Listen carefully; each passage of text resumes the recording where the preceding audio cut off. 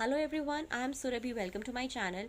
Today I'm going to address a very controversial question which might not be, I mean, many of you might not agree with me, but I'm answering this question because it has been asked. और क्योंकि मेरे channel पे या जो मैं activities share करती हूँ वहाँ पे आपको इंग्लिश ग्रामर की कोई एक्टिविटीज़ नहीं मिलेगी, नाउन्स वर्ब एडजेक्टिव्स वगैरह की कोई नहीं मिलेंगी. एंड पीपल ऑलवेज आस्क कि मेरी एक्टिविटीज सिर्फ मैथ्स की होती हैं, ये सब क्यों नहीं होता. तो I have answered individually to each of the parent who came to me, but I just want to address it here once for all कि I am not doing any grammar with my 7-year-old.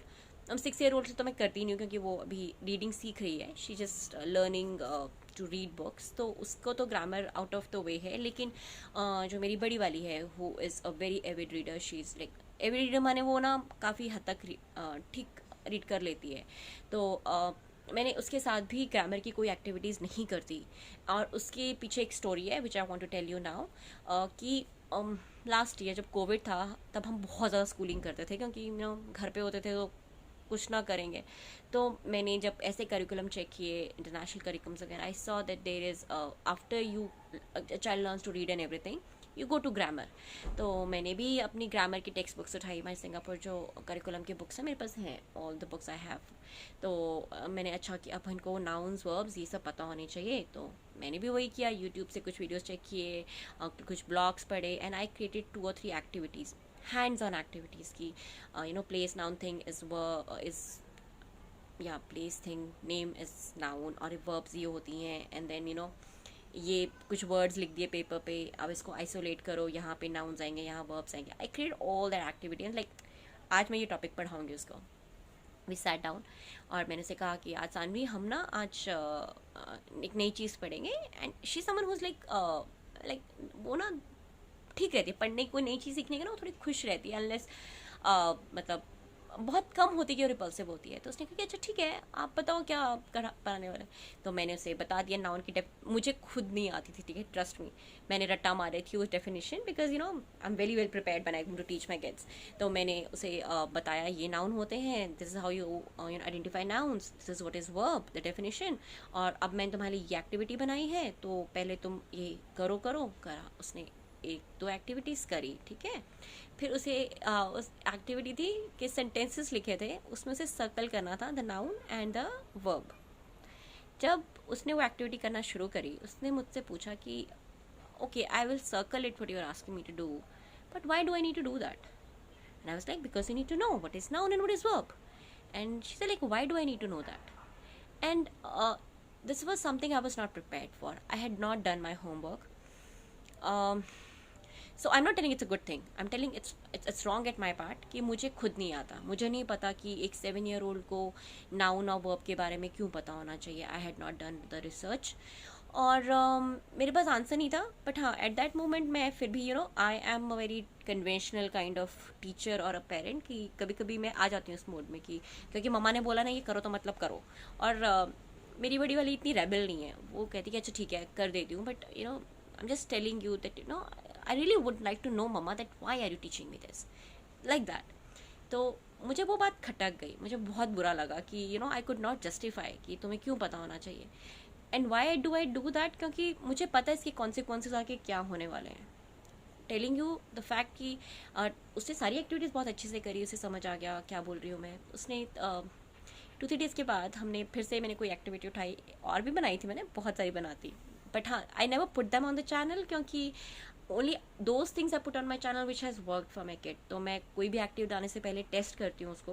Like अगर कोई मेरे को time table है, even this new time table I have made, I have not shared it yet क्योंकि it's in testing mode. We are going to start 3rd week with a new time table.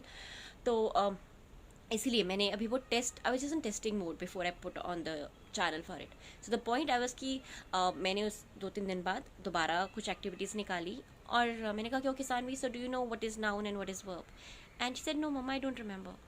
And now, that's very, very strange. क्योंकि या तो उसे कोई topic समझना है तो वो बात अलग है, बट अगर उसे कोई टॉपिक समझ आ गया तो वो यूजुअली भूलती नहीं है. तो मैंने कहा अच्छा कोई बात नहीं, तुम भूल गए, I tell you once again. I just repeated everything.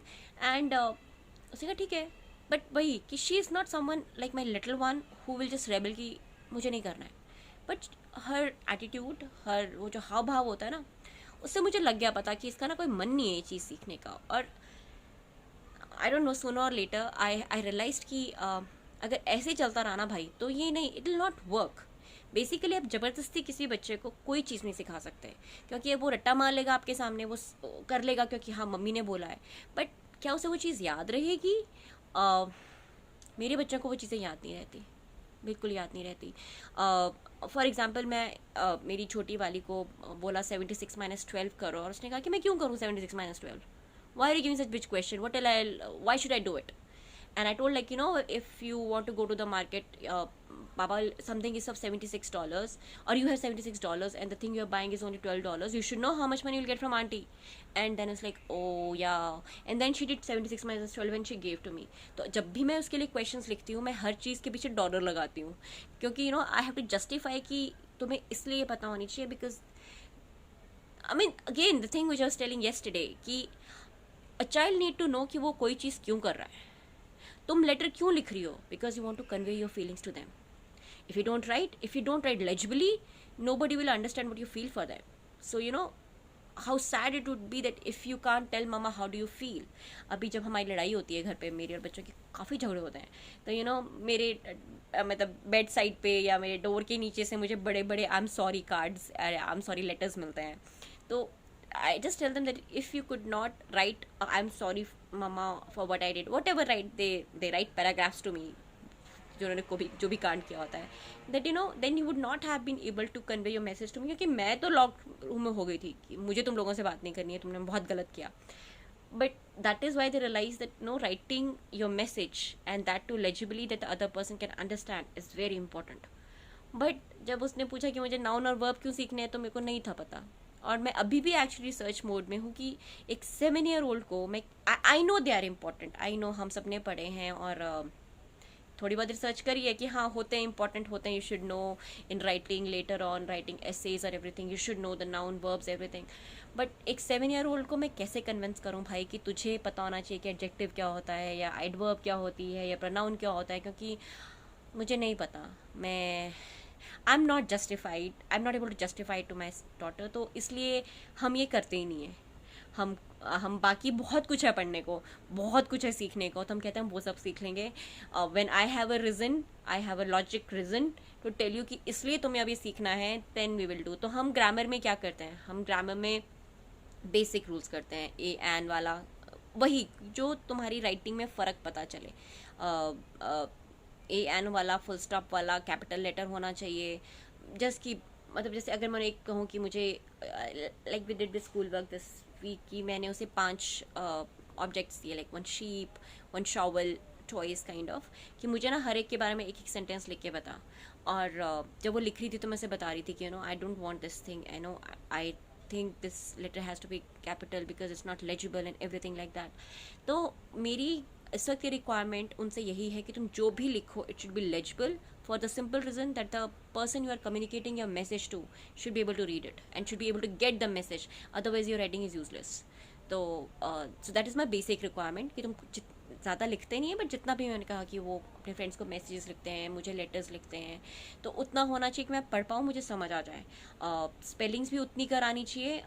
Spellings is a continuous process, the more they read the more they learn spellings, but इतनी का मेरी रिक्वायरमेंट है. उसके अलावा वर्ब, नाउन्स वगैरह we are not doing it because as a teacher I am not convince, I don't know how to convince my 7-year-old की क्यों पढ़ना चाहिए तुम्हें verbs and nouns के बारे में.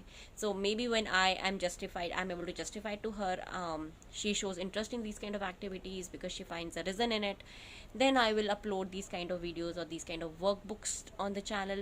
Till then we are just doing maths left and right and real life things, that's what we are doing. उसके अलावा हम grammar नहीं करते हैं.